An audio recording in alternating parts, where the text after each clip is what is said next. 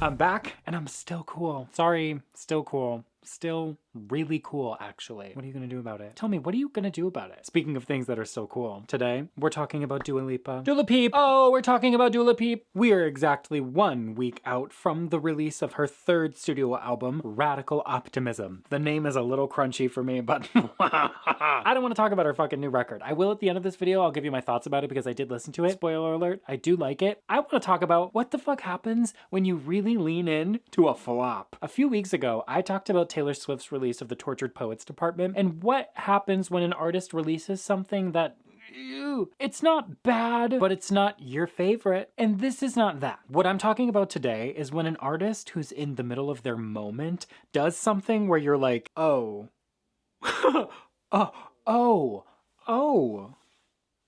okay. Is there any way you could take some of this off the bill? Do you know what I mean? That's what I'm talking about. I've said her name before, and I will continue to say her name until the end of time. Flop Tina George, we're talking about her. And what happens when she shows up to your house party with a fucking suitcase full of fucking beer, and you're like, I did not invite you. And she's like, well, I'm here. And it's Blue Ribbon. And you're like, oh my God, come on in, come here. And you grab her hand, and you know what? You hold her hand the whole night.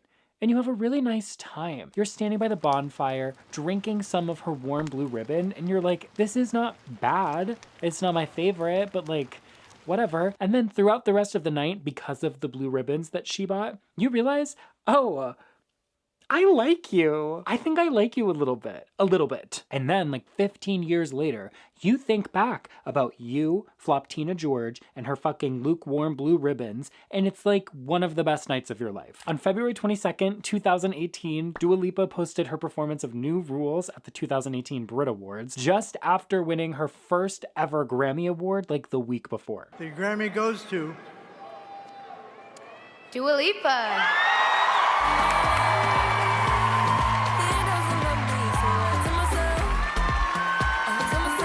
Oh my goodness. Thank you so much. We're a brand new Grammy winner. It's our first time performing at the Brit Awards. This is our moment. And what happens when we post that video to YouTube?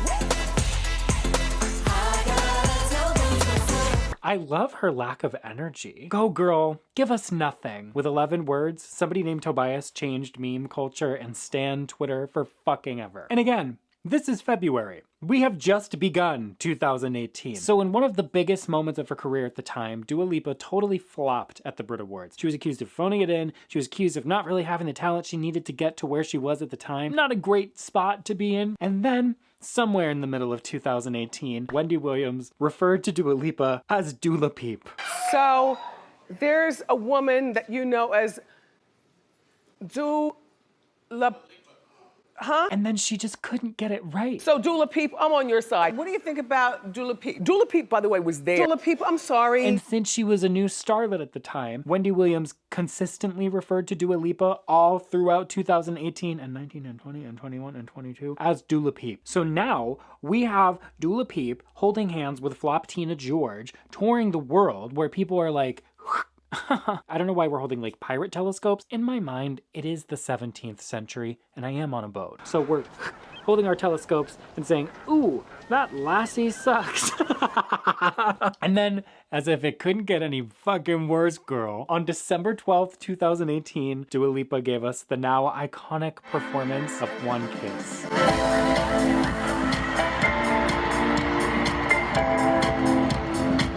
That's all you get from me. So 2018, I think Miss Dula Peep would probably agree, was not her year. We have someone who has all the fixins to become, like I always say, a superstar, and she fucking fumbled the bag, girl. Right at the top of the year, she fucking fumbled that bag, and it was obvious. You could see it all over her face every time she fucking went anywhere. So the question is, how did she go from Miss Phoning It In Boots to Grammy Award-winning global pop superstar Dua Lipa? I know, February gave us Go Girl, Give Us Nothing. But what did One Kiss give us? In And Dua Lipa leaned all the fucking way in. She couldn't possibly have been able to ignore what people were saying online. It was fucking everywhere. So she was unable to avoid the very harsh reality of, girl, step your pussy up. See what the fuck you can do with some time in the gym, some time in the studio, some time in the fucking rehearsal. So at the end of 2018, when Dua Lipa finished all of the contractual obligations for promoting her self-titled first album, Dua Lipa, that's performances, appearances, literally anything to do with that record, she went to fucking work. And the next time she came back, everyone was waiting with bated breath to see what the fuck this girl was gonna do. And guess who she did not bring up on that stage? Guess who did not have a supporting role in that musical? Guess who's not going home with an Emmy, Grammy, Oscar, or Tony Award? Pulitzer Prize winner? I don't think so. Flop Tina George. Bye. She said, get off my stage. There's only room for one Dula Peep here. And again, we as people are rotted garbage. We love to see somebody fail. People love to see a plane take off, and people love to see a plane crash. People get annoyed when the plane lands safely and you clap. Think about that. Catch it. So what did it show us about Dua Lipa? She's really, really, really fucking committed, all in, to not only her audience and what they have to say and the way that they accept and receive and value what she's giving us in regard to her art, but she's also super committed to herself and the art that she's creating and what she's trying to do. And also, we're in this age where all of the superstars of our parents' generations, their kids are now becoming successful, and I can't imagine why. It's homophonic to nepotism. Because it is nepotism. And Dua Lipa was unafraid to come out the gate not perfect. She was not a Nepo baby. She still is not currently a Nepo baby, I don't believe. I don't think you can become a Nepo baby if you're the reason your parents are known, so she has Nepo parents. But she wasn't somebody who has this name that can carry her even in the middle of her flops. And because she was willing to put in the work, look what the fuck happened. I've talked about this before with Lady Gaga, Chappell Roan, Taylor Swift. Your sophomore album in the music industry as it is today is the defining moment in your career. A, if you get one, and B, how well it performs, because usually what will happen is record labels will invest a ton of fucking money into this brand new person, Billie Eilish, Dua Lipa, Taylor Swift, whoever it is, and they will fund the most incredible, insane first album press tour that you can imagine. It's a smash success, and then they leave that person out for dead in the middle of a field on their sophomore album. The assumption is they've learned the ropes, they know what they're doing, they can handle the world on their own as a superstar, when in reality, the bigger your life gets, the bigger the job gets. So these sophomore albums consistently fail. And at the end of 2018, Dua Lipa was in the process of writing her sophomore album, Future Nostalgia. Scary. I would be scared. Nails bitten. Hair pulled. But before we get into Future Nostalgia, I want to take a step back. I want to talk about what happens when you flop and girl, it's public and you don't lean in. You try, oh, me? No, I didn't fall down. I saw some, there was some, and you know what? That's why I've always believed in Isaac Newton. You gotta pull it together. And the best example of this I can think of is none other than Miss Ashlee Simpson. The original Go Girl, Give Us Nothing. In 2004, Ashlee Simpson was one of the musical guests on that season of SNL, and she very, very, very famously was outed as a lip syncer. Oh my god. Once again, Ashlee Simpson.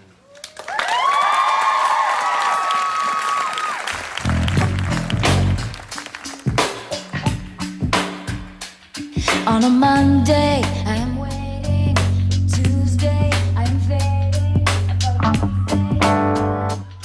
And you know what she did after that? She blamed it on the band. Ladies and gentlemen, what can I say? Live TV. Exactly. I feel so bad my band started playing the wrong song, and I didn't know what to do, so I thought I'd do a hoedown. So this then led to weeks and weeks and weeks and months of every fucking media outlet you could possibly imagine. Written, visual, the goddamn radio, probably Morse code down in some deep fucking military bunker in Guam. Making fun of Ashlee Simpson. Ripping her to fucking shreds. Sister's performance on Saturday Night Live was, well, out of sync, you could say. Well, that's right. Her band played the wrong song. Yeah, that was really nice of her to blame the band. Wasn't it? Yeah, I bet they're really, really psyched about the next performance. Well, Simpson performs live again at the Radio Music Awards tomorrow night on NBC, and I can hardly wait to tune in. And unfortunately, this killed her career. This destroyed the relationship she had formed with her audience. This destroyed the relationship she had formed with the media.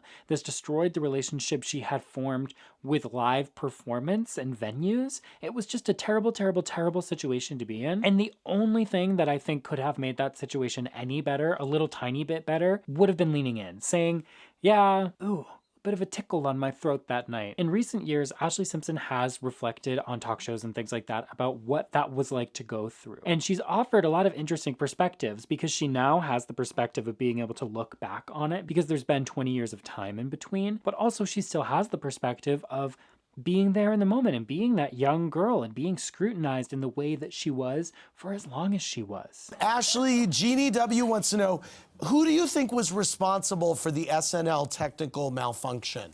Oh, me completely.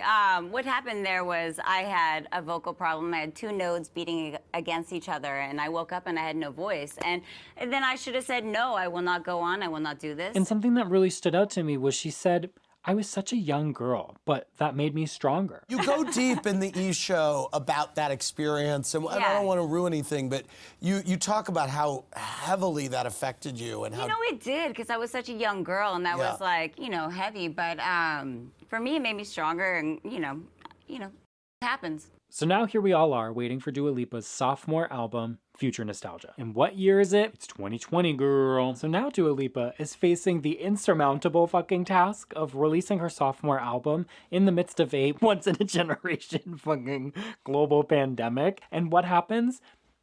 The album leaks. Yeah. I know. And Dua Lipa at that time said she was really hesitant to release this album in the first place because when she makes it and it's just hers, it's exactly that. But when she puts that album out, there's nothing she can do about it anymore. It's gone on. It's left the nest. And she was not ready for this fucking album to leave the nest. Once I put my music out, I really separate myself from it because I really feel like it no longer belongs to me and it belongs to you. And what's interesting too is she said that the main reason the album Future Nostalgia exists is to beat that pressure of the sophomore album. She was really, really concerned, or maybe I should say focused on the sophomore slump. The main reason this album exists is because lots of people were being like, oh, you know, the second album, there's going to be a lot of pressure that comes with it. And I basically wanted to shut all of that out and not allow the pressure to get to me and go into the studio with my friends and make something that I was really proud of and something that I really just made me feel good. While she was promoting the album, in one of the interviews she did, she said something that really stood out to me. I basically wanted to shut all that out and not allow the pressure to get to me and go into the studio with my friends and make something that I was really proud of and that made me feel good. And then, boom. COVID came. And what does Dua Lipa do? Exactly what we're talking about. She leaned right in. She knew the album was out there. She knew this world was about to fucking turn on its head. And she released the album a week early. I also remember the reason why I made this record was to get away from any anxiety or any pressures of making a second album. And I made it with so much love and I had so much fun making it and I made it with my friends and it just made me happy and made me want to dance. And I was like, maybe I'm just, maybe the time is to put it out now. When you're an artist at that size, you don't mess with the schedule. Because a lot of the times, unless you're like Taylor Swift or Beyonce, where you're like captain of that ship, you don't get to call the shots about, when we're doing things because the entire system works around people like Taylor Swift and Beyonce. You're not going to release something the same week they're going to release it because you'll flop. And this is what she's trying to avoid. She made this album to escape that pressure. So her releasing it early was her absolutely being like, here, take it. That comes from a place of confidence. That doesn't come from a place of recklessness. It's not abandon. I think it's something that says she knew exactly what this was and she knew it's what the world needed at the time. So she felt, yeah, take it. And boy, howdy was it good timing. She released 3 singles to promote the album, Don't Start Now, Physical, and then on March 25th, a week after the world locked down, she released Break My Heart. And then just 2 days later, on March 27th, Dua Lipa released her sophomore album, Future Nostalgia, to immediate critical acclaim.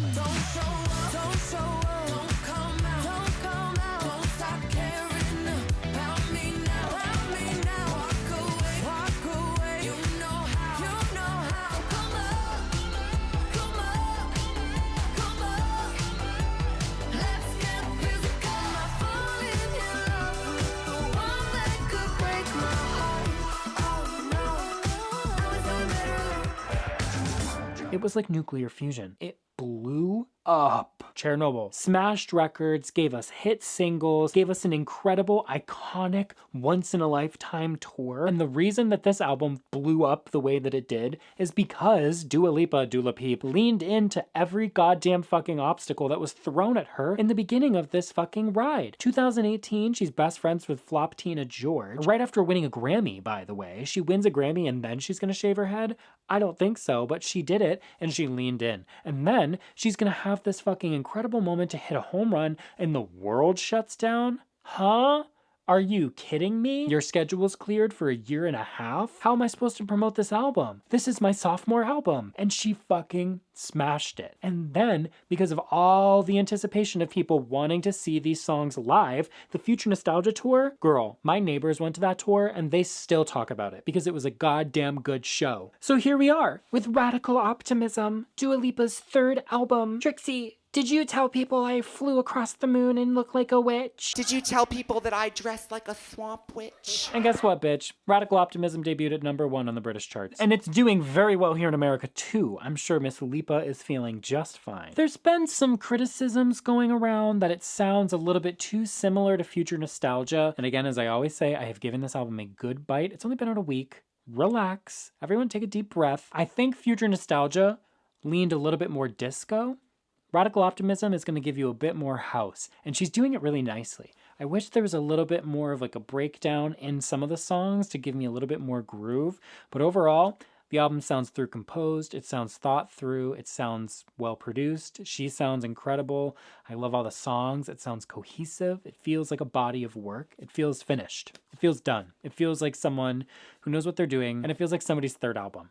It feels really, really good. I think she's in an awesome spot in her career. I just checked my playlist. I added 4 songs from Radical Optimism, and they are End of an Era, These Walls, What You Doin', and French Exit. Ooh, I really like French Exit. I really like These Walls, but I think French Exit is my favorite. That's groovy. That's groovy. That's what I'm talking about. Let me know, are you a Dua Lipa fan? If you are a Dua Lipa fan, what do you think about the whole, is Future Nostalgia too similar to Radical Optimism? Do you hear the difference that I hear? I am very interested in all of your takes on all of that. Also, make sure to like and subscribe. I post new videos every Monday and Friday. I found out that that's probably going to be the best schedule for me. That makes it so over the weekend, I can research, shoot, and edit, and then I'm ready for Monday, and then Tuesday through Thursday, I can do the exact same thing, and I'm ready for Friday. And if I made you learn something, made you smile, made you laugh, buy me a coffee, I'll link it in the description. I'm trying to move out of my house. That's it. I don't think I have any more questions for you. What other pop culture topics would you like to know about? If you see anything on the internet you want me to talk about, let me know in the comments below. And speaking of the internet, if you would like to follow me